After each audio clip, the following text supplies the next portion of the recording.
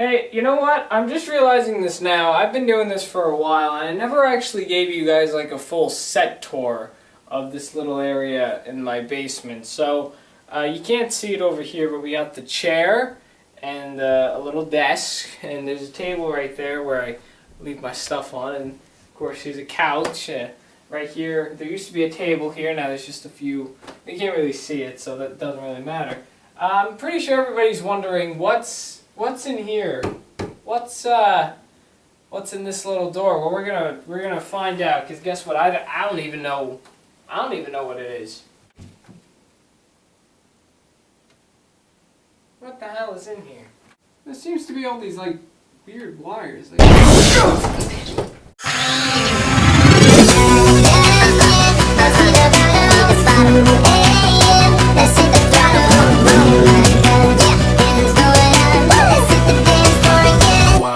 Hello, welcome to the Wild Review. On the Wild Review, welcome back to another edition of Lost and Found.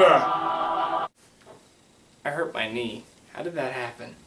Like, my knee is sore. This is the segment where I take a look at lost media that has either been underrated or just plain awful. Different shows that have been outshined by more popular shows. Today I'm going to jump back into the past when I first started the Wild Review, because I actually talked about this show that I'm going to talk about today. I touched upon 2 of its episodes, and I figured, well, that's a show people really don't remember from their childhood unless they watch certain networks or they were from Canada.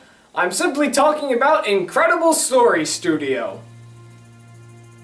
A show that I personally feel is underrated, seeing that nobody remembers it at all, nor does anybody realize it was a show. Incredible Story Studio is probably the most creative show I have ever seen in my life. And that's coming from a child that grew up with a bunch of weird shows that were also trying to be very creative. But this show was very different, because unlike having a normal plot with recurring characters or telling one single story like normal shows do for children, this show was actually created by children. Consider the program to be a writing contest. Children all around the world would write stories and send it into the studio where they have the chance for their story to be made in an episode. Of course, the story had to be considered and rated incredible, at least that's what the opening titles say it has to be. The show ran for a good 5 seasons, from 1997 all the way to 2002. It actually wasn't made in the United States, it's actually a Canada-born show. If you lived in Canada, it aired on a network called YTV. If that information is wrong and you're from Canada, I apologize. That's just what the internet's telling me. However, this show did make it on the United States as it aired on Discovery Kids, where it's got a bunch of other media that nobody seems to remember. Probably because Discovery Kids isn't as popular like certain other networks that I think need a huge wake-up call. The show really didn't have any main characters, although it did have a good number of cast members that would appear here and there. I guess you can consider them recurring cast members. One of the main ones that seems to keep popping up every time I watch an episode is a guy named Chris Ross. He's in a bunch of these. Though the show technically does have one main character that shows up in every episode, that being the unnamed studio boss. She would appear only for a few seconds in the beginning and end of the episode, and usually her bit ties into what the story is going to be about. Now, I didn't grow up with this show. I didn't watch anything from Discovery Kids. I only discovered this show a few years ago. But I think it is probably one of the most creative shows that I have ever seen in my life. From what I've seen of this show, it is very creative. And the fact that children are in control of what happens in the show, like, that's pretty cool. I don't know why they don't have shows nowadays where the kids can actually be interactive and like write their own shows and have them made into an actual television show. If you know me, I'm not one for reboots. A lot of the reboots that have been made in the past few years, they have come out to be very awful. But if there was one show I would say should come back, I think this show should, because I can't even say it like didn't have a good run. It lasted for a good 5 seasons. But I definitely think this is a show that does a very good job of connecting with the audience, seeing that it's encouraging kids to send in stories to have them made. I think that is really cool, and I think it's a very good opportunity for children to be creative and show their creativity by sending in their stories and possibly having it made into television shows. If I grew up with this show, I would have totally written like, I don't know, 5 stories, maybe even more, and sent all of them in, hoping that one of them would at least make it on TV. Now, like I said before, this isn't my first time touching upon this show. If you've been with me since the beginning of the Wild Review all the way in 2015, or you simply just scroll through all my videos on my channel, you'll notice I've actually talked about this show twice and touched upon 2 of its episodes. The first one being The Fake and the Fabulous, a story that touches upon the idea of looking nice. And it focuses on a nerd girl who wants to improve her look, but she ultimately faces a price with this look, and she has to choose whether she wants to be herself or somebody else.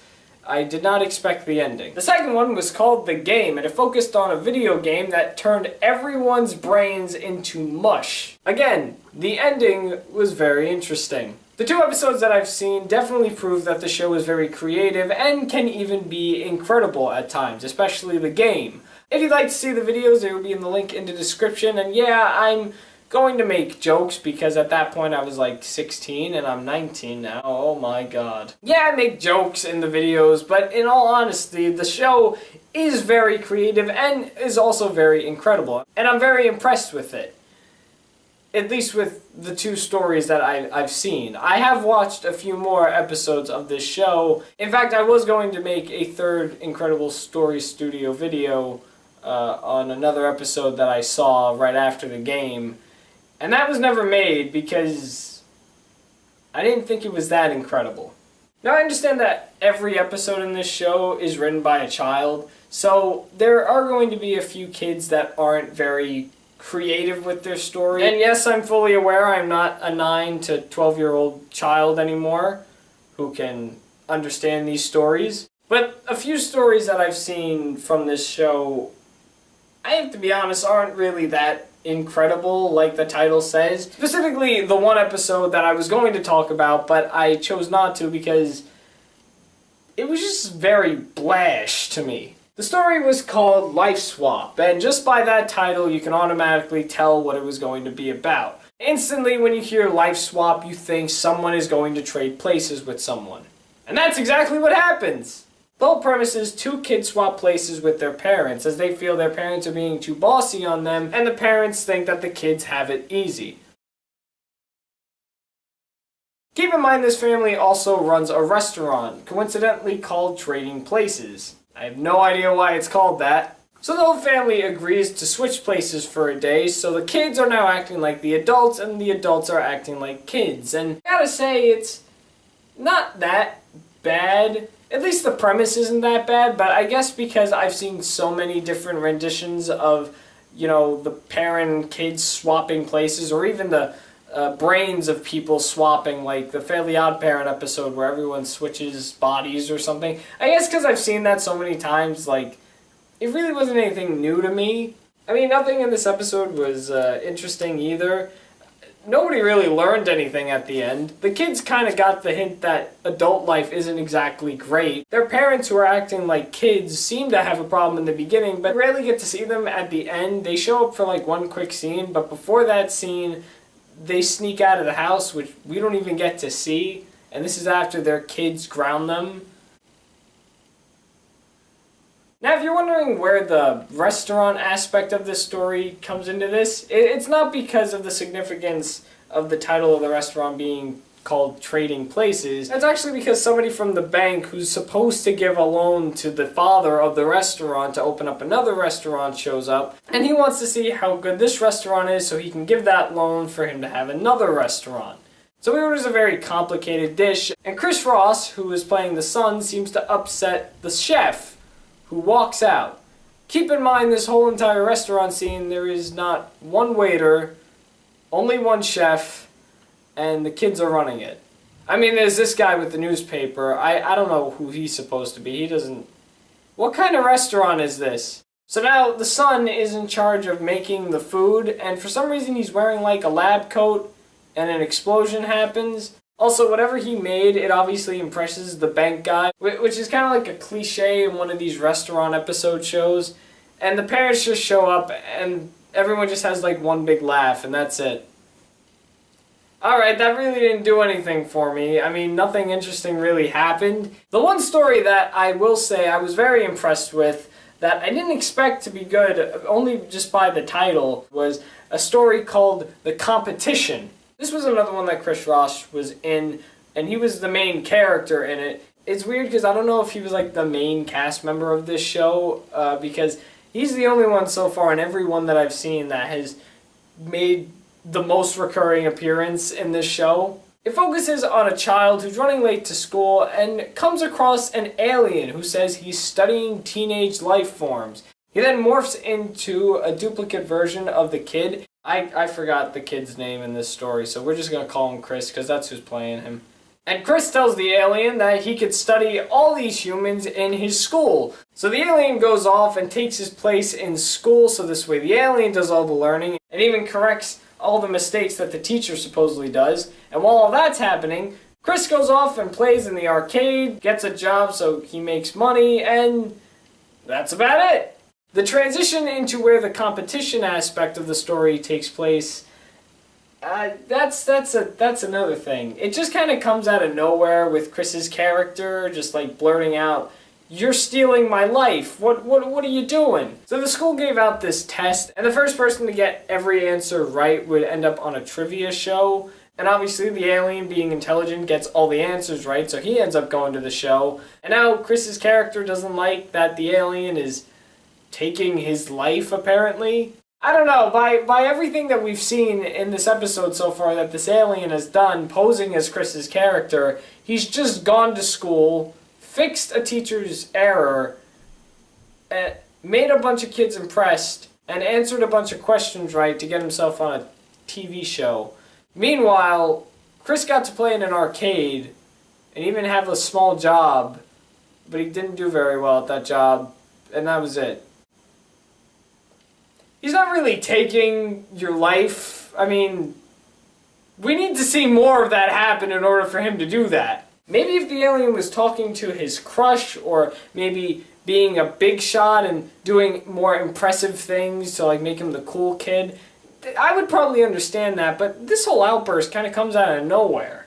Anyway, so Chris's character and the alien make a deal that they'll both enter the competition to see who's smarter. And if Chris's character wins, then the alien has to go away forever. But if the alien wins, then he can live out Chris's character's life. So what happens to Chris's character? Does he just die? Like, what is he supposed to do? He's supposed to get a new life, I guess?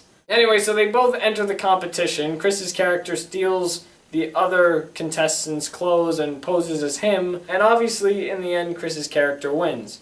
I'll admit the one scene that got me actually laughing, I haven't laughed at this show yet, from everything I've seen, but the one bit that got me laughing was the scene where Chris's character, like, encounters the other contestant.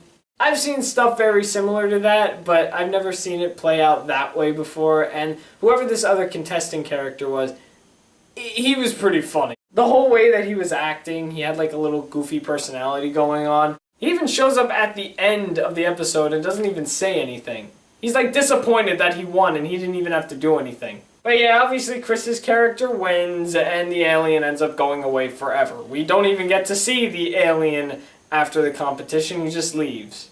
Some episodes are very incredible and very impressive. Other episodes are just dull and I'm not going to comment on the studio bosses bits because they're very little and there's really nothing to talk about with them. But it doesn't really add much to the story. If anything, again, it's a tie-in to the story, so there's really nothing I can comment about that. So it's definitely safe to say that this show is very creative, and it's honestly a shame that nobody really remembers this show. And I'll say it again, I think this show definitely deserves to come back. I know there are a bunch of kids that are creative and love writing stories, and I think this show is a perfect way for them to be creative and even have the chance to make their story come to life. I don't exactly know why this show was canceled. Maybe it was because it was just its time. But whatever the reason is, it was probably a horrible decision because this show is, in fact, incredible. So that's all I gotta say about Incredible Story Studio. I don't think I've ever been that positive about a certain show for children, especially since I'm a guy that likes Lab Rats and Steven Universe and Gravity Falls and all these other children's shows. I'm almost in my 20s. What the hell? So that's all I gotta say about Incredible Story Studio. Now I want to pass it over to you people. If you were little, do you remember seeing Incredible Story Studio, whether you were from Canada or from the United States? It obviously was on Discovery Kids in the United States, so let me know if you've ever seen this show, if you've had a favorite episode, if you've seen the show, and do you agree with me that this show should come back, because it's definitely very creative, and again, it's like one big essay contest that I think definitely pays off in the end. Do you agree or disagree with anything that I said in this video? Let me know all your responses in the comments below. That is weird. Why did I just hold that? Alright, whatever, I'm tired. Thanks for watching The Wild Reviewer. I'm The Wild Reviewer, and you just saw me review a thing. Wow, that was sure fun. Hopefully you enjoyed the video today. Make sure to give the video a like if you like it, because that makes sense. And also tune in next week, because I'm talking about another lost Nickelodeon show. Some of you may remember this show, especially if you were a huge fan of the book that it was based off of. Yep.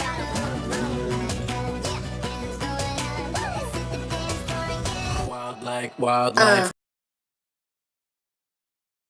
My air conditioner has been on this whole entire time. I didn't even notice. I meant to shut it off.